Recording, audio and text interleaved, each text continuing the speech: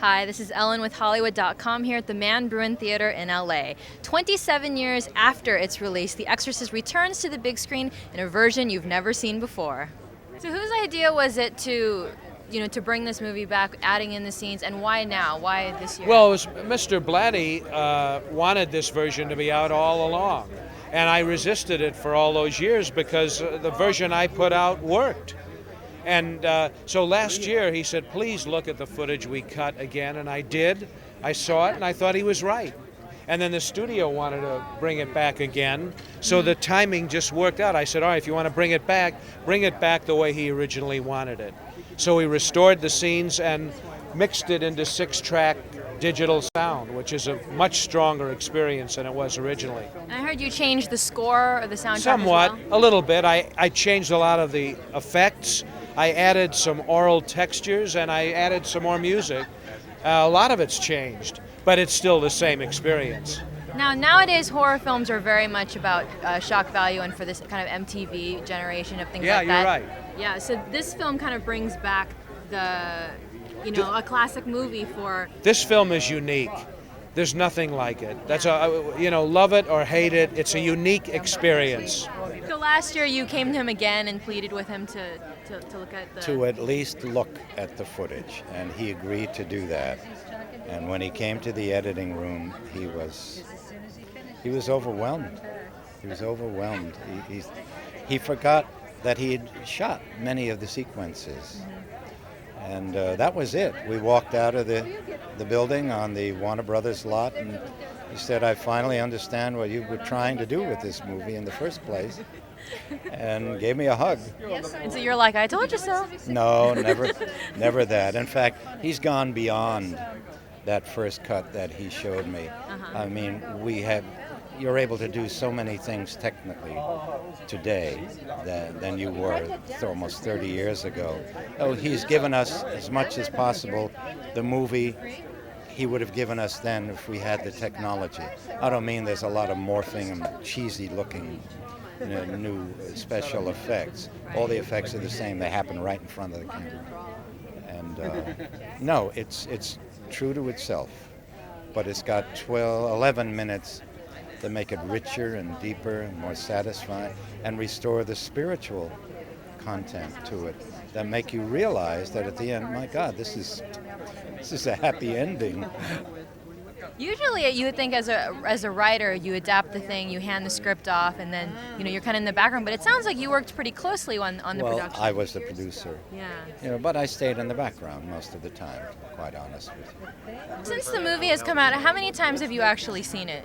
Since the movie's come out, I saw it once a couple of years ago in New York when Radio City Musical had a showing of it, and Billy and I introduced it. Okay. And I think that's the only time I've seen it. I saw it when it first came out at a preview and at the premiere. So this will make the fourth time. Wow. Now, as someone who is actually in it, is it just far less scary for you, or did you actually jump a few times?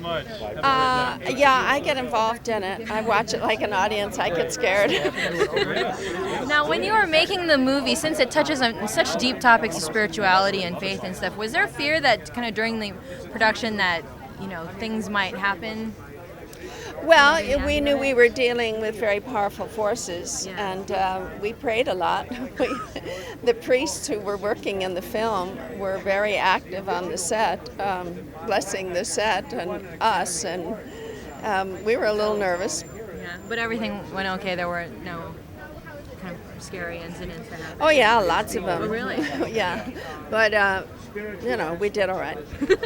Now you have a couple of movies coming out, and you have That's Life as well, right? Mm-hmm. Can you talk a little about the movies you have coming out? Yeah, Requiem for a Dream is going to be released this month, as is The Yards, and they're both really wonderful films. And my television series will be aired this month too, That's Life, and I'm just having the best time I've ever had in my career. Going to work every day and having a steady job. Is it nice to come back to television? It is. It's nice to come back to television with such good writing and good actors. Wonderful. Well, thank you so much. Thank you, Ellen. Congratulations on Nice the to movie. meet you. Have you seen The Exorcist before? Yes. Okay, how many times have you seen it? Oh, probably a couple. Do you get scared the way everyone else does? I mean, it's this horror classic. It does jiggle your juices a bit. I mean, sure, it's not going to scare me as much as it did when it first came out, but it is such a well-made movie. It's such a grand movie that it has more than just its thrills. It's a beautifully crafted movie. You know, Friedkin is one of the great directors, and the acting is extraordinary with Ellen. You know, that's one of the great actresses of our age. So, and Jason Miller, my dear friend, playing, you know, Damon Karras. Just a wonderfully done movie. Where and when did you first watch it? I don't remember, but it was at a theater, Was it in a theater? and it scared the bejesus out of me. Yes, it did. How old were you when you made the movie? I was 13 years old when we made The Exorcist. Okay, now were you able to see it right after it opened then? Yes, I was able to see it. Contrary to popular belief, I did see the film when in New York City at a screening. Wow, now how many times have you seen it since then? Well, I think it's most important to know this is our first premiere. This is the premiere that we didn't get 27 years ago. So it's a really, really exciting night for us. I've seen the film on several occasions. Certainly everybody loves to play it in the background when I'm around. But I don't think I've seen it as much as many of the fans have seen it. Right. I was going to ask you, what kind of fan encounters have you had? Have you just had days where like, if one more person offers me pea soup or something like that, you know? And you just, have they done weird things? I realized years ago that the fans were so fascinated with this movie, and therefore many with my life, my work, that it was easier to face what scares you. So I was a little bit intimidated by my fans, and they probably were intimidated when I turned around and said, "Hi, how you doing?" But I've certainly gotten to know many of them over the years. And so for me, it's made it very comfortable. People seem to be very comfortable with me, and I like it. It's easier.